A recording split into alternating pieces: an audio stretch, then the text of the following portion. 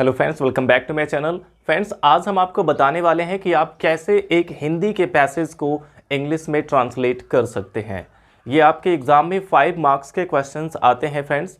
तो देख लेते हैं, हमने यहाँ पे एक पैसेज लिया है जो कि आपके एग्जाम के लिए इंपॉर्टेंट भी है। इसमें कहा गया है कि भालू एक जंगली जानवर है। ट्रांसलेशन करते समय फ्रेंड्स आपको टेंसेस पर ध्यान देना होता है कि किस सेंटेंस में कौन सा टेंस यूज हुआ है, और अगर किसी सेंटेंस में कोई एक्शन ही नहीं हो रहा है यानी कि वो एक सिंपल सेंटेंस है, और अगर वो एक सिंपल सेंटेंस है तो उसमें आपको इज एम आर का यूज़ करना होगा। और इसके अलावा बहुत से इसमें एडवांस रूल भी यूज़ होते हैं। कुछ कंजंक्शन का यूज़ होता है, जैसे एज सुन एज हो गया, ज्यों ही, जैसे ही के लिए। तो ऐसे बहुत सारे रूल्स इसमें यूज होते हैं। तो सबसे पहले हम देखते हैं फ्रेंड्स, यहाँ पे जो पहला सेंटेंस हमारा है, भालू एक जंगली जानवर है।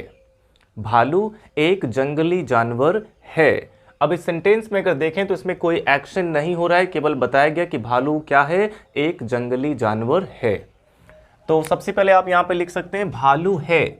भालू है के लिए हो जाएगा बेयर इज, हो जाएगा बेयर इज। अब कैसा जानवर है, एक जंगली जानवर, तो एक के लिए हो जाएगा अ, जंगली के लिए आप वाइल्ड लिख सकते हैं, और जानवर के लिए एनिमल। तो इस सेंटेंस में देखिए कोई एक्शन नहीं हो रहा था और ये प्रेजेंट में है, तो हमने इसमें इज एम आर का यूज किया है। Bear is a wild animal, भालू एक जंगली जानवर है। अगला सेंटेंस है कि वह जंगल का राजा तो नहीं किंतु शेर की तरह ही खूंखार होता है। वह जंगल का राजा तो नहीं, यानी कि इट इज नॉट। इसके लिए आप प्रोनाउन इट का यूज कर सकते हैं। It is not the king of, it is not the king of forest, या फिर सीधे जंगल भी लिख सकते हैं। तो यह जंगल का राजा तो नहीं, यानी कि it is not the king of forest, किंतु शेर की तरह ही खूंखार होता है। तो किंतु के लिए आप यहां पे बट का यूज कर सकते हैं। बट इट इज, या होता है के लिए इट इज, और खूंखार के लिए आप फियर्स का यूज कर सकते हैं। फियर्स का मतलब खूंखार होता है। बट इट इज, अब यहां पे आप चाहें तो इसमें आप पॉजिटिव डिग्री का यूज कर सकते हैं, क्योंकि इसमें भी कंपैरिजन किया गया है कि एक शेर की तरह ही ये खूंखार होता है। इसमें अगर दिखा है तो सिमिलरिटी दिखाई गई है। तो यहाँ पे आप एज का यूज कर सकते हैं। But it is as fierce as a lion. But it is as fierce as a lion, किंतु यह उतना ही खूंखार होता है जितना कि एक शेर। तो इस तरीके से फ्रेंड्स यहाँ पे आपको जो भी रूल्स पढ़ाए गए हैं वे सारे रूल इसमें यूज होते हैं पैसेज ट्रांसलेशन में। तो इसको आप ऐसे भी लिख सकते थे, but it is fierce like a lion, सीधे यहाँ पे लाइक का भी यूज कर सकते थे।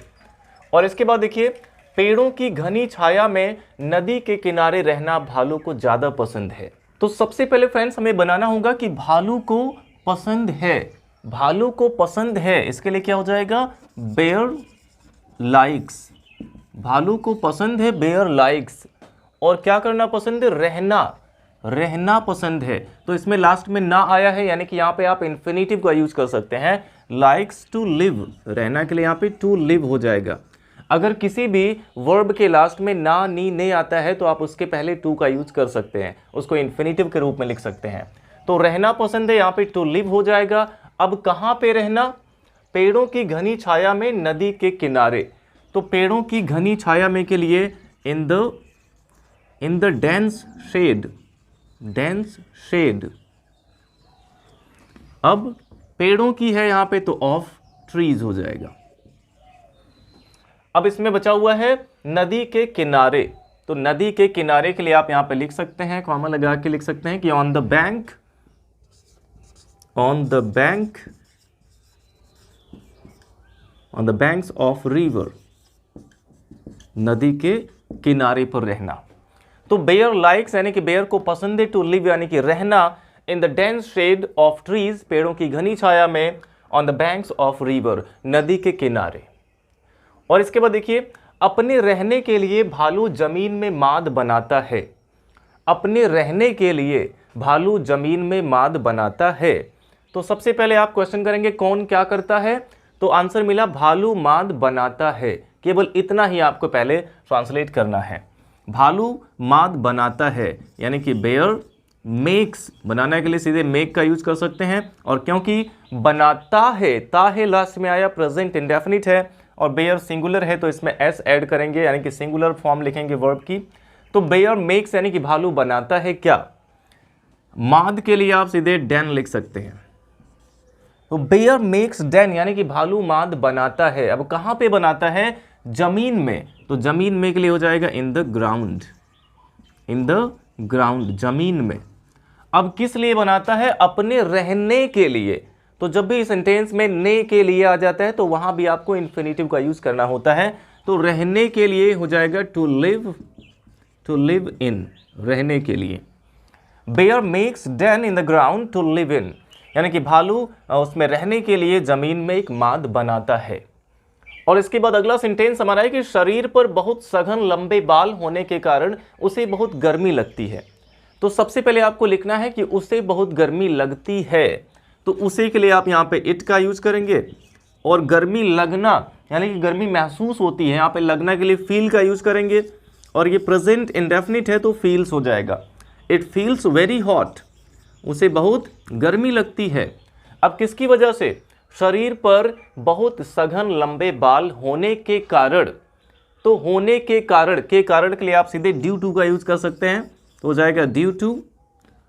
और बहुत सघन लंबे बाल, अब इसकी अंग्रेजी आपको लिखनी है due to very thick, very thick, यहां पे सघन के लिए थिक का यूज करेंगे।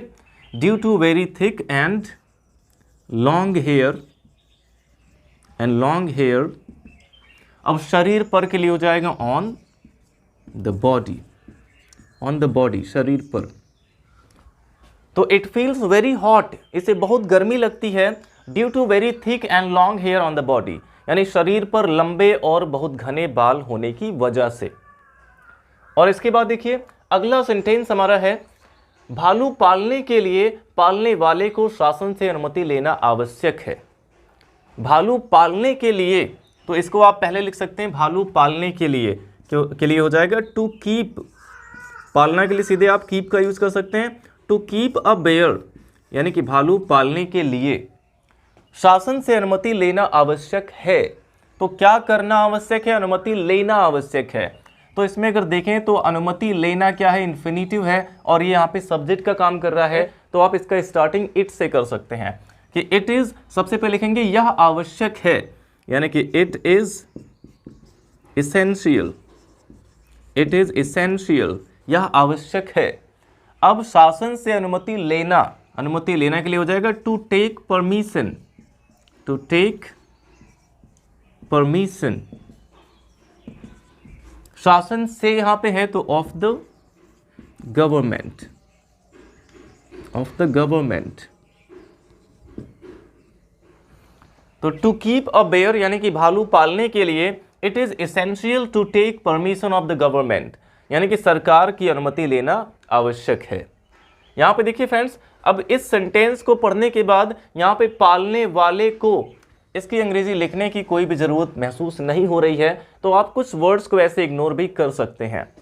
ये हो जाएगा to keep a bear it is essential to take permission of the government. और इसके बाद देखिए यह मांसाहार पर अधिक निर्भर करता है, यह मांसाहार पर अधिक निर्भर करता है।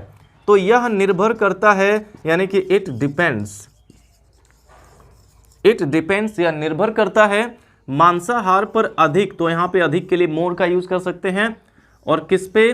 ऑन मीट, मांसाहार, यहां पे नॉन वेज या फिर मीट लिख सकते हैं। It depends more on meat, यानी कि यह मांस पर अधिक निर्भर करता है।